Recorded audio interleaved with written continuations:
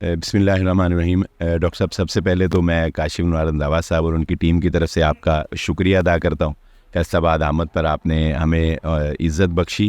اور دوسرا الحمدللہ آپ نے یہ پروگرام دیکھا، کاشف انوار رنداوا صاحب اور ہم ان کی ٹیم ہیں، تو ہم نے یہ پروگرام الحمدللہ آرگنائز،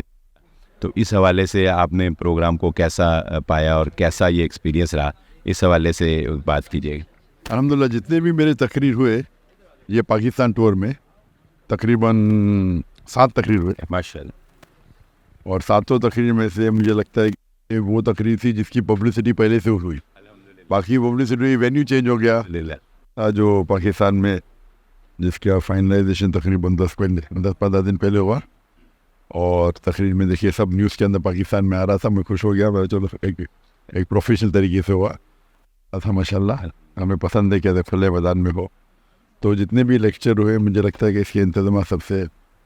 بہترین تھے نمبر۔ ایک آخری بات ڈاکٹر صاحب، کاشف رنداوا صاحب میں اپنی ٹیم کے ساتھ مل کے اصلاح معاشرہ کے لیے کوئی قدم اٹھانا چاہتے ہیں تو آپ کیا مشورہ دیں گے کہ ان کو کس طرح سے کام کرنا چاہیے،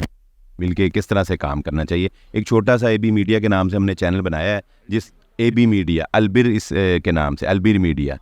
تو اس میں ہم نے ایک اسکول بھی شروع کیا ہے البر اسلامک سینٹر، تو اسی سے ہم نے آپ کی کمپین کی ساری سوشل میڈیا پہ جو الحمدللہ۔ تو اب ہمیں آگے رنداوا صاحب کو، ہم ان کی ٹیم کو کیسے کام کرنا چاہیے اصلاح معاشرہ کے لیے؟ معاشرے کے جو بھی آپ کام کریں گے دیکھنا چاہیے کہ قرآن اور حدیث کی روشنی میں صحیح ہے، اور اس کی جو بھی گائیڈ لائنز ہے وہ قرآن اور حدیث کی طریقے ہونا چاہیے، اور باقی مسلمان جتنے بھی لوگ ہیں ان کو لے کے چلنا، الگ ہو کے اوپر جانا اچھا ہے، ساتھ میں لے کے سب لوگ اٹھنا چاہیے، تو مل جل کے کام کرے، اور جیسا میں کہتا ہوں کہ قرآن کی طرف دعوت دے، قرآن کی صحیح حدیث کی طرف دعوت دے،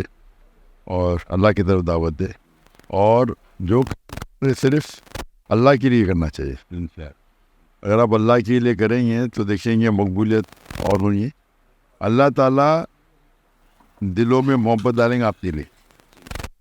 اور اس آپ کتنے بھی بڑے ماہر ہیں، لیکن جب اللہ تعالیٰ ساتھ ہیں، اللہ تعالیٰ فرماتے ہیں اللہ اگر آپ کے ساتھ ہے تو کوئی بھی آپ کو ہرا نہیں سکتا، نہیں اللہ آپ کو چھوڑیں گا تو کوئی بھی آپ کو بچا نہیں سکتا ہے۔ تو یہ مومن اللہ پہ یقین رکھو، تو اللہ پہ رکھنا چاہیے، اور کے طریقے سے کیا وہ لوگ اللہ ہی تب۔ بہت شکریہ، بہت شکریہ، جزاک اللہ۔